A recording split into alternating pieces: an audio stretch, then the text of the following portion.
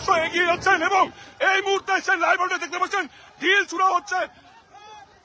এই মুহূর্তে সরাসরি আপনাদের সেই চিত্র কিন্তু তুলে ধরছি। এই আন্দোলনকারীকে কিন্তু আটক করে নিয়ে যাওয়া হচ্ছে সরাসরি, যে জল কামান দিয়ে কিন্তু সেই মিছিল ছত্রভঙ্গ করার চেষ্টা। তৃণমূলের শাসনকালে পশ্চিমবঙ্গের যে ভবিষ্যৎ কোন দিকে যাচ্ছে সেইটা বুঝতে পারছি না, যে এই ভবিষ্যৎটা কি হবে পশ্চিমবঙ্গের। আপনারা জানেন যে প্রায় সময় পশ্চিমবঙ্গে বিভিন্ন জায়গাতে বিভিন্ন এলাকায় বিভিন্ন রকম অপ্রীতিকর পরিস্থিতি ঘটে। কাউকে ডাইনির অপবাদ দিয়ে মারে, কাউকে রাক্ষসী অপবাদ দিয়ে মারে, মানে মানুষকে যেমন পারে তেমনই মারা হয় এই পশ্চিমবঙ্গ এই রাজ্যে। মানে এই রাজ্যের মানুষ এখন আর শান্তি মতো বসবাস করতে পারতেছে না। এখন দিন দিন যে পরিস্থিতি সৃষ্টি হচ্ছে সেই পরিস্থিতি খুব ভয়াবহ রূপ আকার ধারণ করতেছে। কাল যে একটা ঘটনা ঘটলো, সেই ঘটনাটা রোমহর্ষক, একটা হৃদয় বিদারক ঘটনা, যেটা শুনলে আপনারও মন কেঁপে উঠবে। মানে এত বিমর্ষ ঘটনা আমার মনে হয় এর আগে খুবই কম ঘটেছে। গতকাল একজন তুফানগঞ্জ মহকুমার মারুয়ামারি এলাকায় একটা আদিবাসী মহিলাকে খুব হেনস্থা করা হয় এবং তার সাথে খুব খারাপ ব্যবহার করা হয়। এটাকে যদি খারাপ ব্যবহার বলি তাহলে এটা কম পড়ে যাবে। মানে বলতে পারেন এইটা যে হেনস্থা করা হয়েছে এইটার থেকে আর বড় কিছু ঘটনা আর হতে পারে না, কারণ ওই মহিলাটা অন্তঃসত্ত্বা ছিল। অন্তঃসত্ত্বা অবস্থায় তার সাথে যে অবস্থা করা হয় সেইটা মানে বলা আমার মুখে মনে হয় অনেক বড় কথা হয়ে যাবে। তো আমি এইটা নিয়ে কথা বলবো আগে, কেন হয়েছে, কারা করেছে, আর পশ্চিমবঙ্গের এই যে ব্যবস্থাটা, এই শাসন ব্যবস্থাটা কতটুকু নিম্ন তলানিতে গিয়ে পৌঁছেছে সেইটা নিয়ে আমি আলোচনা করব এই ভিডিওতে বিস্তারিতভাবে। তো তার আগে আমি বলবো অবশ্যই নমস্কার, আমার নাম সমীর, আপনারা দেখছেন ফ্রেশ নিউজ বাংলা, আর আমার এই চ্যানেলে আপনাদেরকে স্বাগতম। যারা যারা আমার চ্যানেলে নতুন আছেন অবশ্যই আমার চ্যানেলকে সাবস্ক্রাইব করবেন, যাতে আমি আপনাদেরকে এরকম ভিডিও আমি সবসময় পৌঁছাতে পারি আর পশ্চিমবঙ্গের পুরোপুরি বাস্তব মানে পরিস্থিতি সামনে তুলতে পারি। তো ভিডিও শেষ পর্যন্ত অবশ্যই দেখবেন, আপনারা মধ্যে কেটে কেটে আপনারা দেখবেন না, কারণ দেখেন আমি এরকম ভিডিও বানাই যাতে সবার কাছে পৌঁছায়। আপনারা অনেকে ভিডিও প্রথম থেকে শেষ পর্যন্ত দেখেন না, দুঃখ লাগে, কারণ এই ভিডিওটা শেষ পর্যন্ত না দেখার ফলে অনেকের কাছে গিয়ে ভিডিও পৌঁছায় না। যদি ভালো না লাগে তাহলে অবশ্যই এখনই বেরিয়ে যেতে পারেন, কোনো সমস্যা নেই, আমি খারাপ পাবো না, আমাকে মাফ করবেন আপনারা।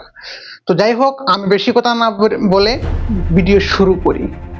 দেখেন, কালকে যে ঘটনাটা ঘটেছে সেটা তুফানগঞ্জ মহকুমার মারুয়ারি আপনার এলাকাতে ঘটনাটা ঘটেছে। আর সেই ঘটনার মধ্যে এমন পরিস্থিতির মূল সৃষ্টি হয়েছিল, মানে এর ভয়াবহ রূপ ধারণ করেছিল। আন্দোলন, রাস্তায় বিভিন্ন রকম আন্দোলন সৃষ্টি হয়েছিল, মানে রাস্তাঘাট অবরোধ করে এই যে মহিলার সাথে এরকম হেনস্থা করা হয়েছে, এরকম নির্যাতন করা হয়েছে, তার জন্য আন্দোলন করা হয়েছে। সেই আন্দোলনের মধ্যে পর্যন্ত আন্দোলনকারীদের উপর আক্রমণ করা হয়েছে।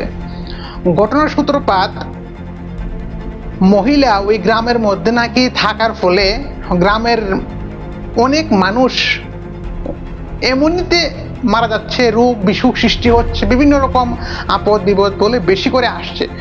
সেই সন্দেহে গতকালকে এই গ্রামের মানুষ, কিছু স্থানীয়রা এই মহিলাকে ধরে ঘর থেকে টেনে হিচড়ে তাকে বিভিন্ন রকম হেনস্থা করা হয়, লাথি উষ্টা, মানে বিভিন্ন রকম, কি বলবো আর, এটা বলার মতো না।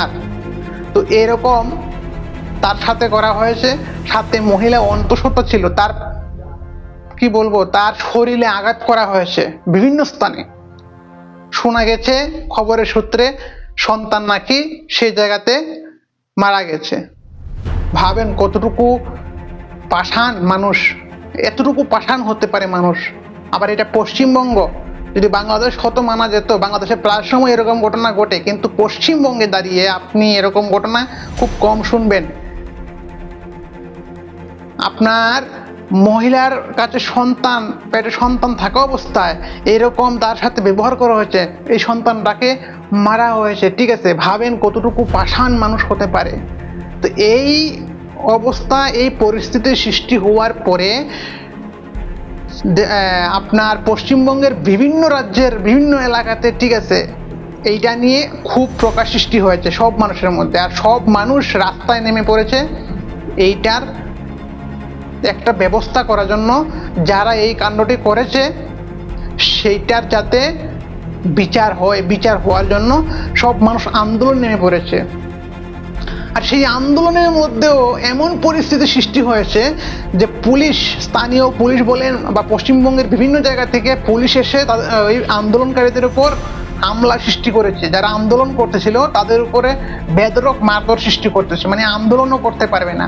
ভাবেন পশ্চিমবঙ্গের যে আপনার শাসন কোথায় গিয়ে পৌঁছেছে। পশ্চিমবঙ্গের পুলিশ প্রশাসন থাকা সত্ত্বেও একটা গ্রামের মধ্যে এরকম একটা হেনস্থা করা হয়েছে, একটা মহিলাকে কিছু করতে পারে নাই, এর উপরে আবার আন্দোলনকারীদের উপরে বেধড়ক মারধর। ভাবেন কোথায় গিয়ে পৌঁছেছে, কোথায় গিয়ে ঠেকেছে পুলিশ প্রশাসন। আর এই শাসক দলের আপনার আমলে মানুষের উপরে এত অত্যাচার, এত নির্বিচার হচ্ছে, সেইটা একমাত্র এই তৃণমূল শাসনকালে। কতটুকু পাষাণ হতে পারে মানুষ, ভাবেন একবার। তাই বলছি, নিজেরা যদি সঠিকভাবে শান্তি মতে বাঁচতে চান তাহলে অবশ্যই এই 26টাকে পরিবর্তন করুন। এই 26-এ আপনারা সঠিক জায়গাতে সঠিকভাবে ভোট দিয়ে আপনারা আপনাদের জীবনের, আমাদের জীবনের পরিস্থিতিকে স্বাভাবিক করে তুলুন। না হলে কালকে যে ঘটনা ঘটেছে সেই ঘটনাটা কিন্তু আপনার বাড়ির, আপনার আশেপাশের এলাকাতেও হতে পারে, এটা কোনো গ্যারান্টি নেই। কারণ হতে পারে এই শাসনকালে, এই আমলে যেটা হচ্ছে সেইটা কিন্তু বর্বরতার থেকে আরো বর্বরতা, সেইটা আপনার বাড়ির পাশেও হতে পারে। তাই সতর্ক হন, সতর্ক এখন থেকে হয়ে যান, না হলে পরে বুঝতে পারবেন কাকে বলে। কারণ পরের বাড়ি হয়েছে আপনি বুঝতে পারতেছেন না, আপনার বাড়ির সামনে বা আপনার বাড়িতে হলে আপনি বুঝতে পারবেন। তখন বলবেন অবশ্যই আপনার এই কমেন্ট সেকশনে আপনার নিজস্ব মতামত। আর হ্যাঁ, অবশ্যই আবারও বলছি, চ্যানেলটাকে সাবস্ক্রাইব করবেন। যদি ভুল হয় তাহলে অবশ্যই মাফ করবেন ছোট ভাই হিসেবে, কারণ ভুল হতেই পারে কথার মধ্যে। কারণ আমি চেষ্টা করি আপনাদের জন্য সত্যি কথা তুলে ধরার। ভালো থাকবেন, সুস্থ থাকবেন। Thank you.